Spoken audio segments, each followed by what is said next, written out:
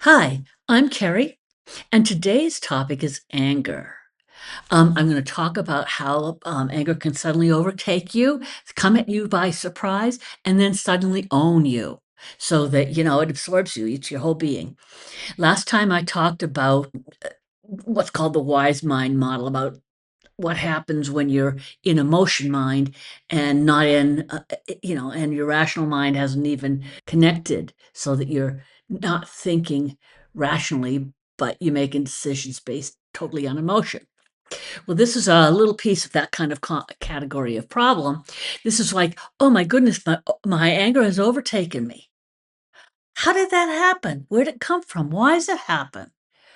And then afterwards you often think, well, it was all about a stupid thing. And you end up regretting if you lose your temper or you say some horrible thing to somebody you care about, even if you're mean and nasty in the stores, you're out shopping in the grocery store or something. In any case, I'm going to talk about that because I'm the kitchen table shrink. And in this channel, I talk about mental health strategies, skills, hacks, tools, whatever you want to call them, to help people tackle ordinary, everyday issues that come up that are generally under the category of mental health. I have been a licensed clinical mental health counselor, that's a mouthful, for donkey's years. And I am doing this channel just to spread the news to people who may not be in therapy. But what you need to know is this is not therapy. This is not a substitute for therapy. It's sort of educational, entertainment, just out of interest kind of material. This is not a replacement for true therapy and proper diagnosis. Just know that. I'm happy to help, but I'm just um, some crazy lady on the internet. Anyhow, I try to do all this with humor, as you can see. And so let's get on with it. So, what I'm talking about today is that kind of anger that just suddenly appears, bang, within you. And sometimes a person will express it. Sometimes we will yell at somebody. Sometimes we'll just sort of explode to say somebody on the phone. The phone bill has ended up being, buckets bigger than you think it's going to be. And it usually is. And so go off in a rage. And that's like an outward expression of your anger. Sometimes you just get really angry inside and you just put a lid on it and you think it's gone away. It hasn't gone away. And then, it comes out somehow, you explode later. You know those people um, who kind of bury their anger. Maybe they don't even know they're angry, but they bury their anger for years or for some period of long time. And then pow, it comes out kind of at the wrong moment. These are what I mean by situations where you're angry, you're kind of like out of control angry, you're losing it, you're triggered. Trigger or hot button, that's why I call a thing triggers and buttons, is triggers are things that you have an emotional response to, and you kind of didn't recognize it. Or maybe you recognize it, but it still gets to you. You know it. You hate it when your sister comes to visit because she's always such a bossy person. Something like that. So if she comes to visit, you're kind of already ready for that. And then when she says one of her usual bossy things, you get pissed off. And maybe you say something terrible to her, you obnoxiously respond to her, or maybe you go talking about her behind her back to other people, or maybe you bury it inside. In any case, sometimes we don't know. Sometimes we do not know why we're angry, where it comes from. Sometimes we think we know, but we really don't because we haven't really thought about where it's coming from. And I'm talking like about the roots, what's really at the core. And I'll explain this in my little diagram. It actually comes from, I will write this on my board because you know how I like to write on the board. It comes from SAMHSA. And that's a federal agency that's about substance abuse, something or other agency, I imagine. I don't remember what it means, but it is. Uh, I'll put the link below, okay, because it's really important. This model, it's called the anger tree. You're gonna love it. So let's see if we can make things clearer for you. Here we go. Gonna draw a little diagram here. We got a tree, okay. Um, and here's the grass, right? And down here we got the roots. Okay. This is the anger tree. Gonna call it the anger tree model because that's I think what they call it in SAMHSA. But that's what I'm calling it. So let's go with that one. And all right, so something happens here and you get angry, right? And suddenly your anger leaves are just blossoming like crazy. They're just coming out. Okay. Let me explain where it comes from this way. This is in the present moment. Somebody says something or does something, and suddenly your whole, maybe feeling hotter, maybe your blood pressure, maybe shake, maybe you're just fuming in some other way that you physically manifest it. Some people get tight in the tummy. Some people get hot. Um, heartbeat rate, all kinds of things happen. Your own way of being angry is your own way of being angry, but you know what I mean. I think you feel it in your body. Somehow you kind of like seeing red. That's a classic one. I'm seeing red because it does kind of feel hot and red. Okay, so the event that happened in the present, right? Happened right now. But what happens is, although it's triggering the anger, these leaves, all this stuff really comes from something down here. Okay. And this area down below is called childhood.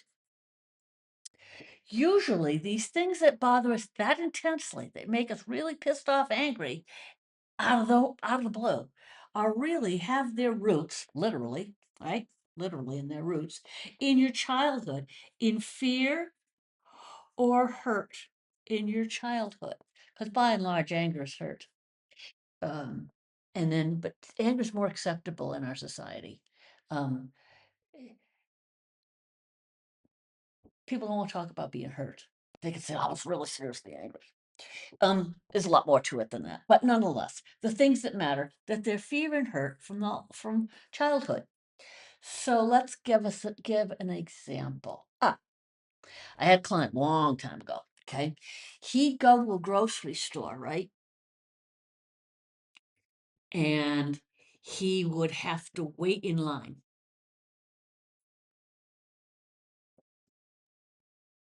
Doesn't do a thing to me. I'm a grocery store, I have a wait in line. I whip out the old phone and I text my kids. Or I pull up my phone, turn it sideways, play solitaire. And I just wait my turn because I'm not going anywhere that desperately. I'm just going back to work probably. So, but this gentleman, um, that he would find himself in a line in the grocery store, and I'm talking, maybe 2+ people. If there's one person, I think he can cope with that. But if there's 2 people he's got to wait on, he just loses it. And he just dumps his stuff and storms out. They used to do that. That's what he came to me with. Some serious bang anger. It's like, whoa, wait a minute, what happened there? You're just waiting in line. But for him, it was a moment with some very serious implications for his heart and soul that come from whatever was going on in his childhood. Oh, you can't see that. Whatever was going on in his childhood. Now you can see what I'm talking about. Okay. So what's happening is it's coming, as I said a minute ago, from fear and hurt from his childhood. Okay? Grocery store, thing happens, bang, anger is triggered, and pow, it zaps him down into his childhood. Now, this guy did have a dangerous childhood, and so whatever it was that was happening in the grocery store, it wasn't really about what was happening in the grocery store. It was somehow connected with his father. I remember it was years and years ago, but let's say his father always made him wait. He never paid it, Dad, I want to talk with you. Dad, I want your time. Let's play ball. Let's do this. And his father always made him wait, something like that. I don't know. I forgot. It was years and years ago, a decade ago anyway. So, um, what was going on wasn't really the grocery store, it's just a grocery store. But in his but the hurt from the childhood, incidents in the many incidents, usually it's many incidents, and the deeply hurtful incidents really, really touched his heart. It really just sort of grabbed his heart and squeezed. And that's what it felt like to him. And it wasn't really about the grocery store. Although if he tells the story, he said, well, I went to the grocery store, it really is about some injury, some hurt in his childhood. And this is really common. You know, triggers can be both ways. Triggers can be good as well as bad. This is a bad trigger, right? When you get angry. But my mother used to wear a perfume or powder or something, some scent she used to wear. And if I ever smell it when I'm walking along the street, oh, I get a nice warm cuddly feeling. Or the song, when everybody says, our song for our wedding, for our anniversary. Um, what that is that song is a trigger to remind you, okay, it wasn't from your childhood, but it's a thing that takes you to a root that was really, really nice. For me, one of my favorite memories and one of my favorite triggers is, those ugly cigars, those big, fat, ugly, disgusting smelling cigars? When I was a little girl, I'm talking 5 or 6, we camped. My family would camp in a campground all summer. My father was going to school. He was finishing his master's degree. He was a teacher. Anyway, he was going to school. We were camping in the campground, and the owner of the campground would do the rounds of the campground. He'd prune trees and he'd check the toilets and all the kinds of things they do for maintenance in a campground. And he would take us with us kids, little kids. My mom didn't mind, but she knew we would stay with him. And so, and he smoked these god awful cigars. So every time I smoked one of those, and he was fun. Oh, he was just a funny guy. He was a sweet guy. He was kind to us. He taught us a lot of stuff about the woods we were in. It took us up logging roads and showed us various animal habitat. It was really cool. And so every time I smell one of those god awful cigars, like if I'm in a, I don't know, it happened to me when I was in Boston in the tea once. Those scents, when I smell it, bang, it takes me to the wonderful feeling I had when he would take us around the campground when I was a kiddo. So triggers can be good and bad. I'm talking about anger triggers here, which are almost always bad, but at least they tell you something. They tell you something useful. They tell you what you need. They tell you that you have a hole in a certain part of your life or a certain part of your feelings that needs some loving care to fill it. So next time you get angry, I know it sounds nutty, but next time you get angry, draw yourself a tree and say, okay, that was that incident. What's the feeling I'm having now? Is it fear? Is it hurt? Because sometimes it's fear. Like if somebody this is what happens with children who are abused, is it's kind of like soldiers with PTSD who come back from some kind of war situation. Uh, because what's happening is the thing that's triggering them in the here and now is actually harkening back to a fear or a hurt in the past. I had a client who was in the Korean War at one time, long time ago. And he always made sure he could see the door and see the windows when he was at a restaurant. He always had his back against a wall because he'd been triggered. He knew his trigger. He knew that because in the war, he was infantry, he was right down there in it. In the infantry in the war, people could come up behind you and kill you. And they were constantly hypervigilant around. Well, they should be. But it wasn't appropriate for a restaurant. But whenever anybody had come up behind him, it would trigger, his fear, and he'd lose it. He wouldn't get angry. He would get, he'd freak out. He'd get scared. And that's the same thing's happening here. Is something hurt him when he was a child? Maybe, I mean, maybe it wasn't in the grocery store. Maybe every time we went to a grocery store, his father clubbed him. I don't remember, but it was something about his dad. And so he's scared of being in those. He's hurt. He's hurt by the very thought of grocery stores. It's not rational in the sense that it has anything to do with the grocery store. He's like, why does the grocery store bother you? Why is standing in the line at the grocery store bother you? It doesn't bother me. But it's his experience of a childhood hurt. That is what happens that makes you explode. And the reason I tell you this why stuff, is because this is the way you can learn to control it. You can say, okay, what's the feeling I have now? Fear. What does it remind me of? And you can sit in the quiet, in the dark, not in the dark, but sit in the quiet and just calmly, alone, away from everybody, and say, okay, what is that feeling? It's kind of over here. It feels really bad. What is that feeling? That reminds me of. And if you go and you look for it, you say, oh yeah. Oh, yeah. Yeah. That reminds me of whatever it is. So then you can realize, oh, so it's not the grocery store. It's not even waiting in a line that's the problem. When I'm in a grocery store, I'm not 5 anymore. I'm not 3 or 4 or 2, whatever it was. I'm not that child anymore. I am me now, grown up, 50 years old, 80 years old, 25 years old. I am me now. Grocery stores and being in line, that's all it is. Sometimes a pencil is just a pencil. Yeah, it's a pencil.